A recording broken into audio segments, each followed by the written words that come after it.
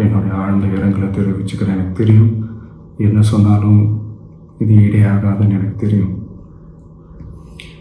ஹாஸ்பிட்டலில் ட்ரீட் பண்ணிகிட்ருக்கிற எல்லாருமே சீக்கிரமாக க்யூர் ஆகி வரணுன்றதை இந்த நேரத்தில் நான் வேண்டிக்கிறேன்.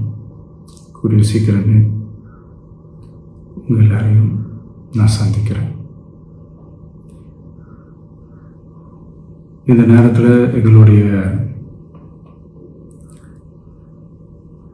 வலிகளை, எங்களுடைய நிலைமையை புரிஞ்சுக்கிட்டு எங்களுக்காக பேசின அரசியல் கட்சிகளை சார்ந்த நண்பர்கள், தலைவர்கள் அனைவருக்கும் என்னுடைய நன்றியை தெரிவிச்சுக்கிறேன்.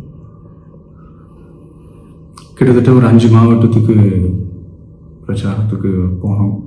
இந்த மாதிரி எதுவுமே நடக்கல. ஆனால் கரூரில் மட்டும் ஏன் இப்படி நடக்குது, எப்படி நடக்குது?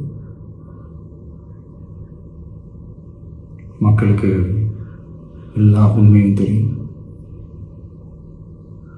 மக்கள் எல்லாத்தையும் பார்த்துக்கிட்டு இருக்கிறாங்க.